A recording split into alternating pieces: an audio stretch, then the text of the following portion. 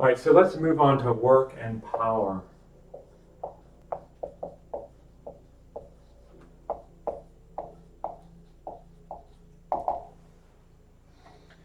So the first thing to talk about is what's called the first law of thermodynamics.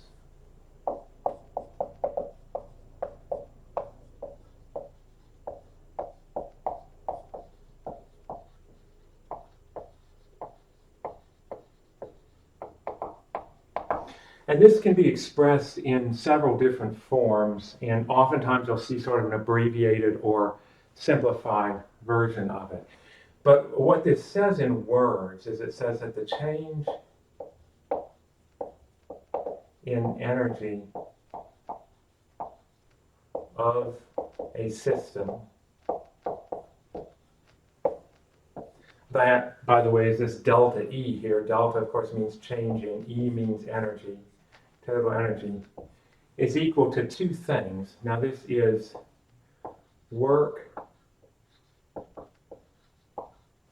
I guess I'll abbreviate. I'll say work on system.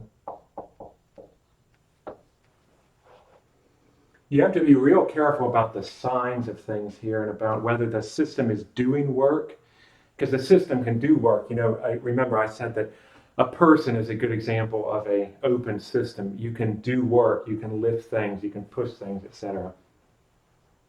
So in this context, this is the work on the system. And then this is heat energy, heat added to the system. So this is work on the system. This Q is the heat. Oftentimes you'll see a capital Q. I don't know why they have a little q here, but I'll stick with that.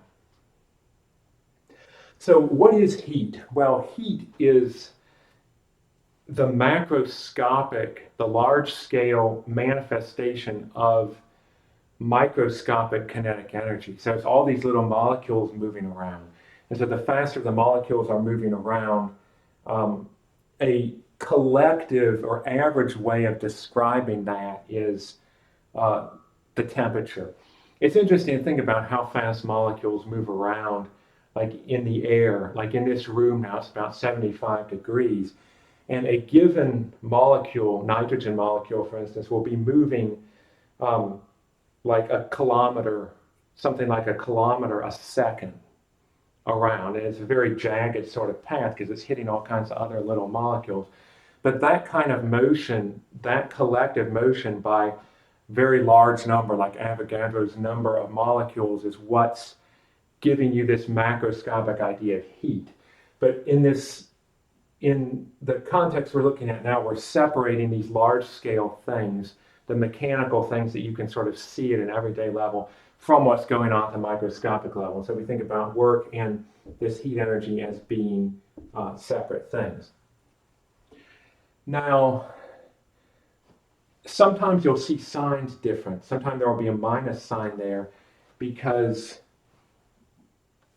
you could say the same thing would be said, the heat added to the system is the negative of the heat that the system puts out. So for instance, if you have a heating coil or something and it heats up and it expends a certain amount of heat, well then you could either say that a negative amount of heat energy flowed into there, or you could say that a positive amount of heat energy flowed out of there. You can say either way. And also the work done by the system, you could put a negative sign with it and refer to that as work done on the system. So that, there's all these little conventions that you can mess around with. And it's best to just think about the individual problem and try to be, I guess maybe it's better to avoid negative signs if you can, but it's hard to talk about this in general terms. It's a lot easier to see with specific examples. So it's worthwhile talking about some examples of this.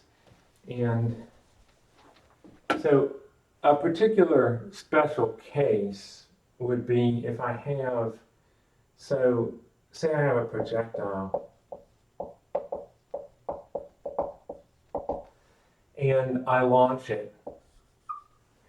And, say at a particular point, it has a velocity and it has a certain mass. And it started out going at a slightly different velocity, a slightly different angle. But just before it was launched, it had a velocity of 0 with respect to this. So just before it's launched, just here you have kinetic energy of the projectile equals 0. It's just sitting there in the cannon.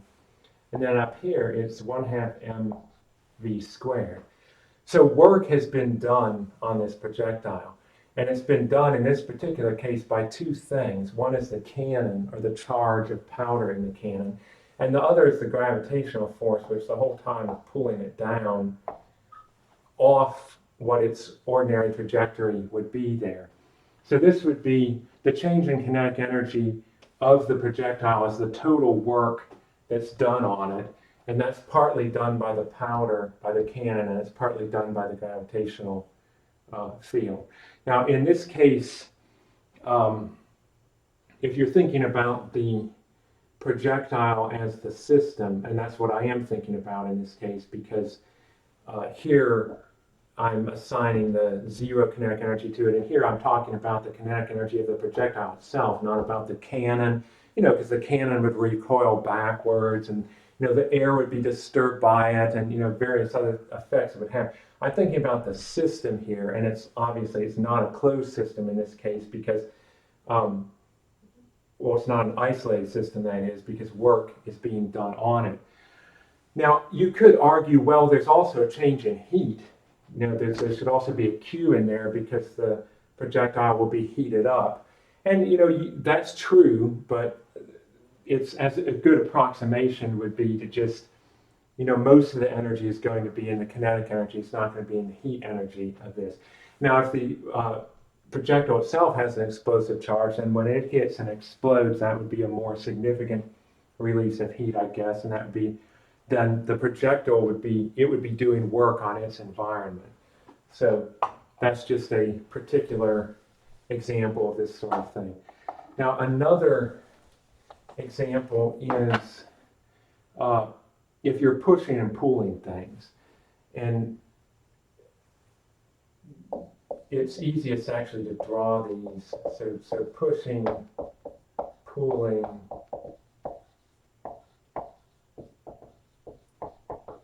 objects. Now you see there's this cosine theta in here. Now a general way to think about this would be that you have it's kind of, I don't know how, I guess I won't go that general. I'll just say that there's some sort of box here, for instance. So I guess I'm kind of short-circuiting to this idea of pushing boxes, which is like the last part of these little sections in the book.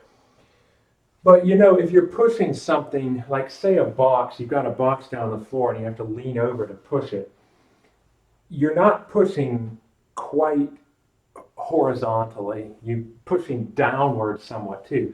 Now, it would be very silly for you to push straight down on the box. It wouldn't go anywhere. It might collapse a little bit. It wouldn't go anywhere.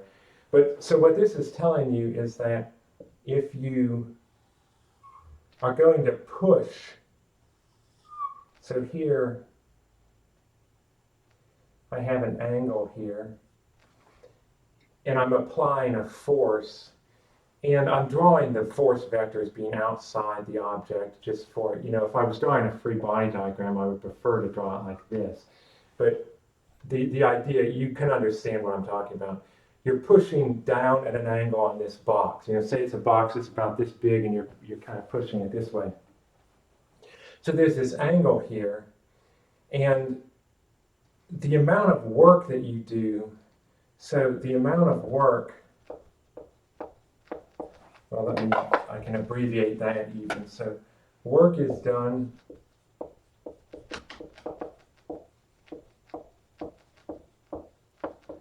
only by the component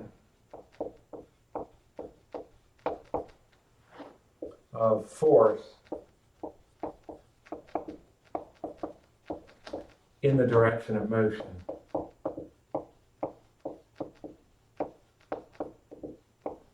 Now, what does this mean? So if I redraw this as a free body diagram, then I have the object that I'm pushing on. I have the force. So this is the total force that's applied. And this force can be broken into two pieces. So this, if I draw this line going across here, this angle here was theta. There's two pieces. There's this part here. Let me move my F here out of the way. So this can be broken into two components. There's a component that goes this way. This is F cosine theta. And then there's a component that goes this way, and that's F sine theta. Now here, the box is going to go that way. It's going to slide along the floor. So the component of force in the direction of motion is exactly this F cosine theta. Now, this simplified equation up here, I told you before, work equals force times distance. This is an abbreviation in the case where the force is pointing exactly in the same direction as the motion is. This is going to give you a more general equation, which says that the work done by pushing the box is the total force times the cosine of the angle and then times the distance. And I guess like I did there, I'll go ahead and put the distance in here. FD cosine theta. So that's one example of work done in a mechanical setting. So let's see, we've done this, we've done this, we've done this. I've already talked a little bit about the sign conventions, the idea of work being done on a system versus work being done by a system. And it's worthwhile to revisit that. You see this sort of thing a lot in a thermodynamics setting, and I'll draw you one particular picture. So here's a box, and there's like a piston in the middle of the box, and by piston I mean it's a separation that doesn't let anything flow from this side to this side, but it itself can move. And so it can, if it moves this way, then the pressure in here will become less, and the pressure in here will become greater, and so on. So this is a piston. And if you want to, you could think of this as a cylinder. You think of this as a cylinder, and so there's the piston inside the cylinder, and the piston can move back and forth in there. And you have all these gas molecules in here. But I've just drawn it as a two-dimensional diagram here, which represents the same thing. So suppose I add heat to this. So this, and I'm only adding it on one side. So the gas in here is going to heat up, and that's going to make the piston want to push this way. So say the piston goes over like this. Well, in that case, this system, if I let the left-hand side of this be a system, it's done work on this part over here. It's pushed it. See, this has done work. So the heat energy flowing into here has been partly converted into work that's being done by the system. Now, this system here has had work done on it. This one over here has had work done on it by this system here.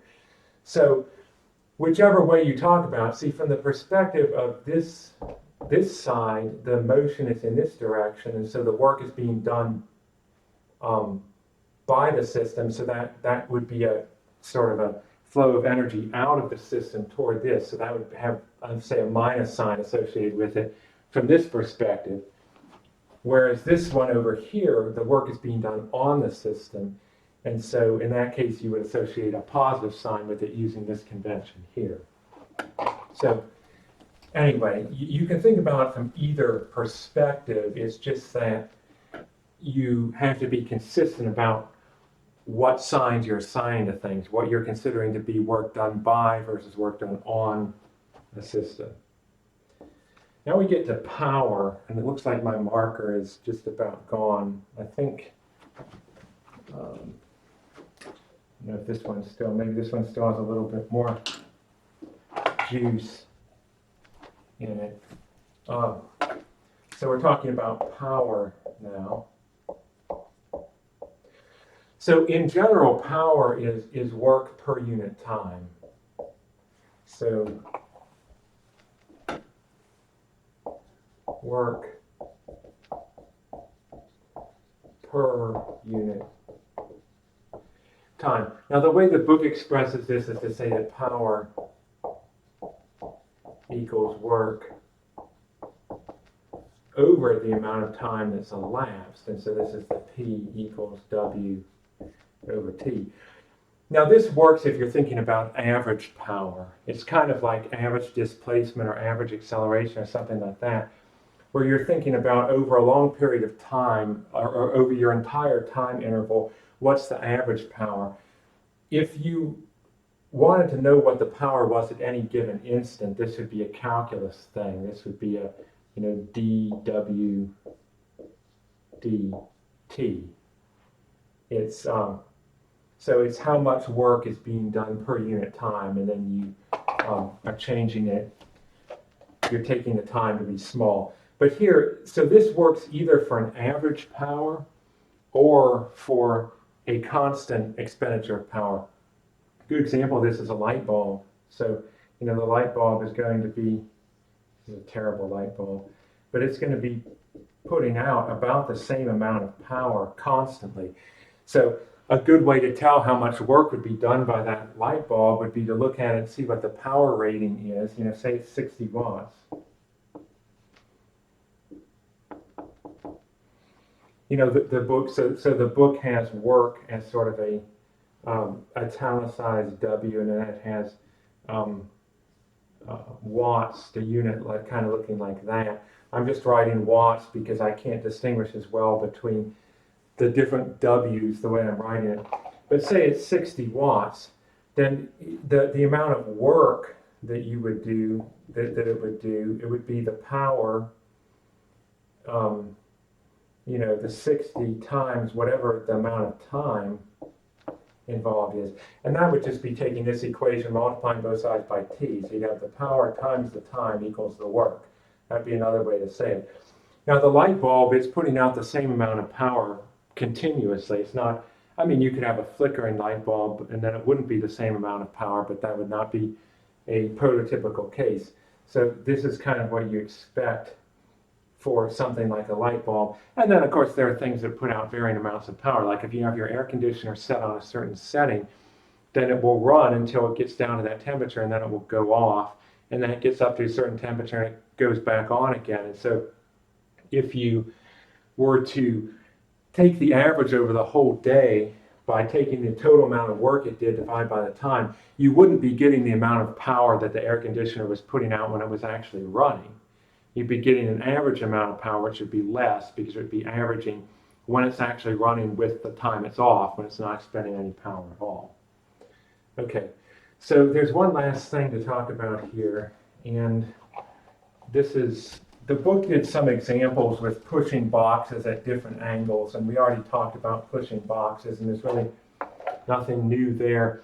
I do want to talk about, I want to revisit this idea of converting gravitational potential energy to kinetic energy. And so you've got, say you've got a cliff and you've got some kind of object that you drop off here. So this is an M. And so it starts up here.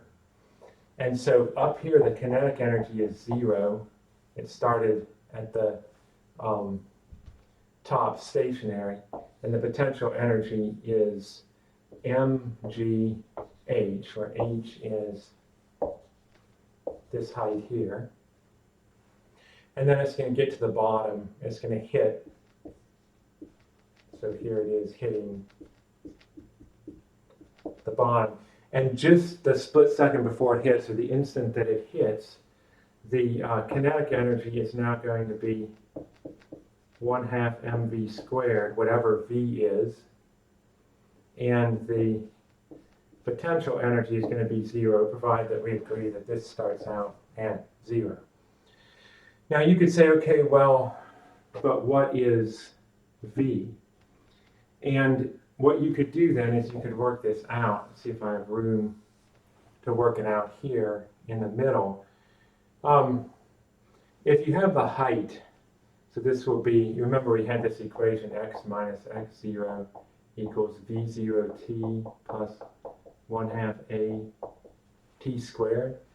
Well, the change in height is going to be the h. The initial velocity is going to be 0, so you're just going to get h equals the acceleration is acceleration due to gravity, so this is 1/2 times 10, so this is going to be 5 t squared.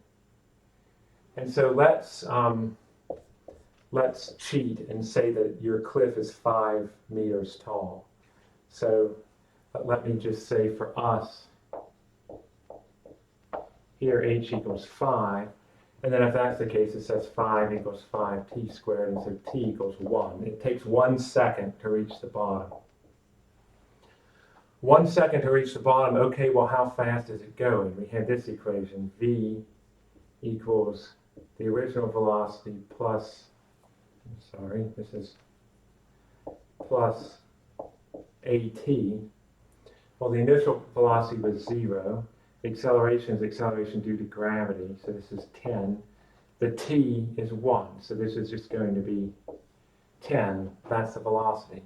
And now I can plug this in, and I would have that the kinetic energy is 1/2 times m times 10 squared. So 10 squared is 100, half of that is 50, so this is 50 m. Now, is energy actually conserved? Well, let's look at this up here. The initial potential energy was mgh. G is 10, h is 5, so this is indeed 50 m. So you see here, this one is equal to that one, and so this is a manifestation of conservation of energy. And so you can see that our ideas of work and energy agree with our ideas of motion before using these equations. It's also a nice little review of that. Okay, so that will do it for these sections.